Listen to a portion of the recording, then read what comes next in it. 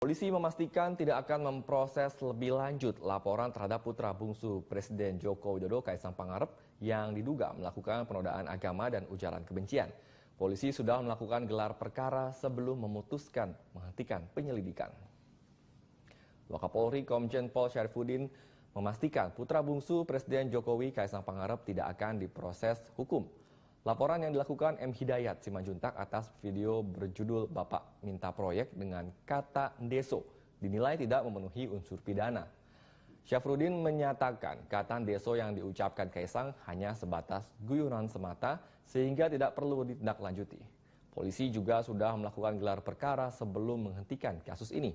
Dalam waktu dekat, penyidik akan mengeluarkan SP3 atau surat penghentian penyidikan perkara. Sebelumnya Kaisang dilaporkan oleh Muhammad Hidayat atas unggahan video blog yang berjudul Bapak Minta Proyek karena diduga melakukan penodaan agama dan ujaran kebencian.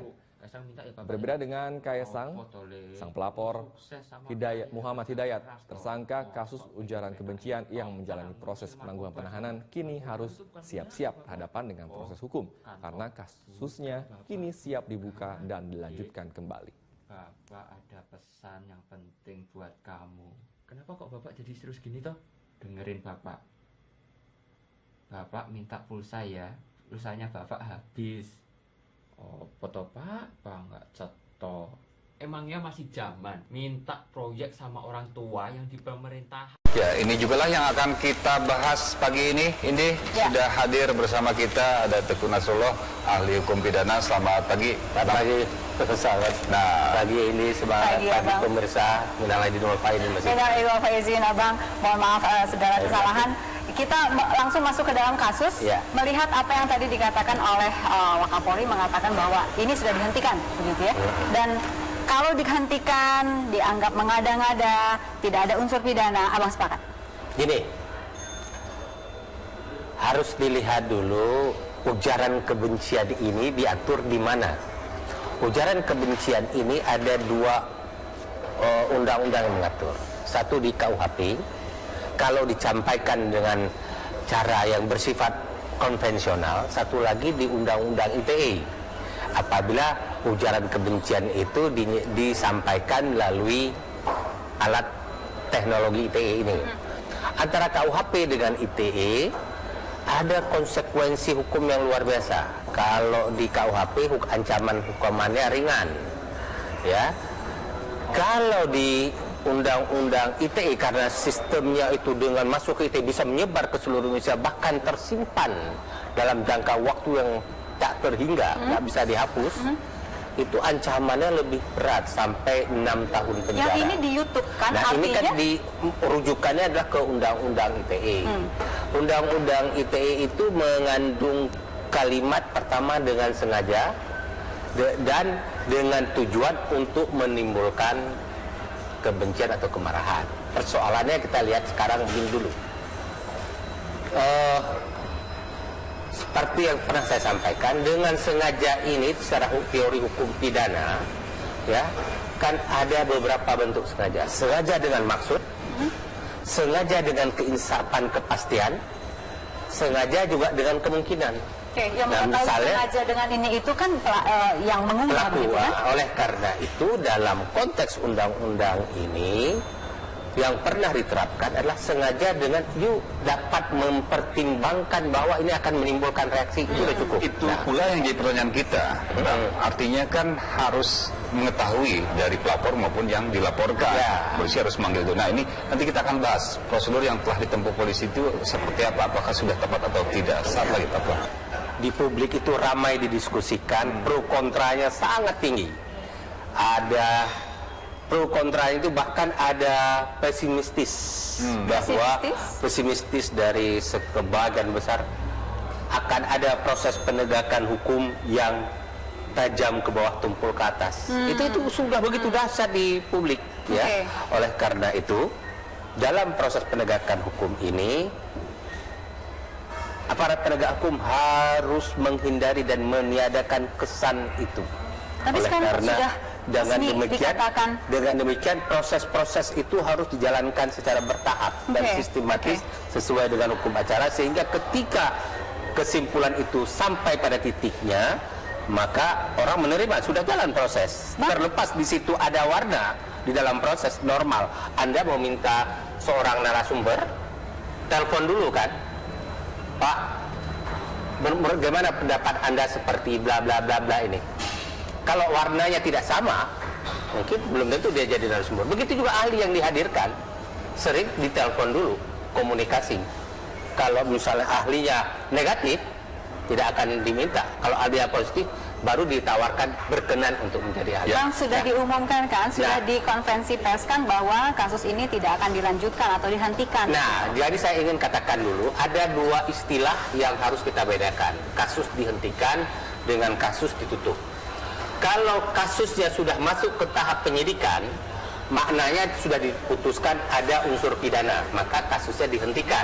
Sering Anda dengar istilah SP3. Ya. Itu SP3 itu baru ada di tahap penyidikan. Kalau yang ini kalau kasus itu baru mencuat sebuah laporan, maka atas kasus itu belum tentu ada pidana. Oleh karena itu dilakukan penyelidikan terlebih dahulu untuk mencari tahu ada pidana apa tidak. Kalau dari hasil kemudian gelar analisis tidak ada pidana, maka kasus ditutup.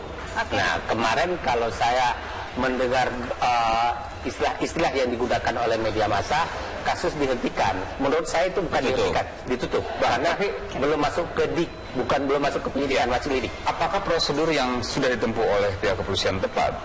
Kita lihat belum memanggil pelapor, apalagi yang dilaporkan, untuk kemudian sudah memanggil sejumlah saksi ahli kalau tidak salah. Kemudian langsung jadi gini, dalam gitu ya? praktek dan hukum acara kita, kalau ada sebuah laporan, yang pertama sekali didengar keterangannya adalah pelapor. Kalau belum didengar? Makanya saya melihat ini mungkin saja satu sisi karena yang dilaporkan atau pelakunya itu adalah putra presiden. Yang dikhawatirkan ini kan kalau tidak cepat penanganannya bisa berdampak opini dan segala macam bergulir kemana-mana. Artinya oleh karena itu saya juga pahami putra presiden bisa beda. Mungkin saja tidak harus terlalu buru-buru ya. Tetapi di sisi lain terlalu cepatnya penyelesaian ini akan menimbulkan pertanyaan-pertanyaan orang, langsung diamankan. Tapi memang tugas kepolisian saya rasa harus segera menertibkan ini. Yang terpenting sekarang adalah kita menyadari diri kita. Apalagi seorang, ini mungkin saya mohon izin kepada Bapak Presiden dan keluarga besarnya di lingkungan ring satunya untuk ada sebuah konsultan komunikasi publik, konsultan dari politik sosial kepada putra-putrinya dalam berkomunikasi di ranah publik kayak begini, di ITE kayak begini ya. Karena jangan sampai sebuah keinginan untuk mengajak orang berbaik tapi disampaikan dengan bahasa yang negatif. Coba Anda dengar, simak baik-baik. Kadang-kadang saya memahami, ya itulah anak muda ya. Tapi di sisi lain, kemana ring satu yang tidak mengingatkan jangan begitu berkomunikasi? Sampaikan, ayo saudara-saudaraku, teman-temanku sebangsa yang Anda sekolah di luar negeri, kita bangun Indonesia dengan cara yang baik. Kenapa dengan kalimat-kalimat kayak begitu? Misalnya kalimat, ya saya biasa mendengar deso loh, tapi kayak secara menyampaikan, kalau lihat di mimik muka dan segala macam, menimbulkan rasa tidak happy di orang. Jadi sekali lagi saya katakan, kita ketika berada dalam sebuah sistem yang di situ kita ada di tingkat level atas, maka harus tahu cara berkomunikasi yang baik. Jangan menempatkan polisi pada posisi selalu yang harus berhadapan-hadapan dengan masyarakat. Polisi menjadi pemadam kebakaran. Kasihan kepolisian sekarang serba salah. Sebelum diunggah ke publik, dilihat dulu ya, tim reaksinya nanti seperti apa kira-kira. Baik. Bukan reaksi, tim supervisi itu melihat, oh Anda layak atau tidak. Oke. Nah, sekarang yang melaporkan ini ke kepolisian berlebihan atau tidak? Tidak berlebihan. Karena kalau orang mau melaporkan kayak begitu, itu kan ternyangkut rasa yang Anda dengan rasa saya beda. Ada sensitivitas kita berbeda-beda. Jadi kemudian orang melaporkan kayak begitu, dilaporkan, kemudian sudah ada laporan, kan tinggal diverifikasi oleh para penegak hukum. Saya rasa ini yang menjadi perhatian, menjadi pelajaran bahwa orang bisa saja melaporkan. Hak melaporkan itu ada semua orang kan. Semua orang. Nah, oleh karena itu kita hati-hati kayak begitu. Bang Nasrullah, bisa dibayangkan video yang seperti ini ribuan, ratusan ribu, mungkin jutaan, dan laporan yang masuk ke kepolisian pun sangat banyak, kabarnya seperti itu. Ini bagaimana pihak kepolisian harus memfilter dari awal kan? Bayang harus satu-satu dilihat videonya dan lain-lain ini. Gini. Polisi Republik Indonesia pernah mengingatkan masyarakat kan, hati-hati dalam bermain dengan alat demokrasi. Polisi memantau, kemudian hukum berjalan, ada undang-undang ITE.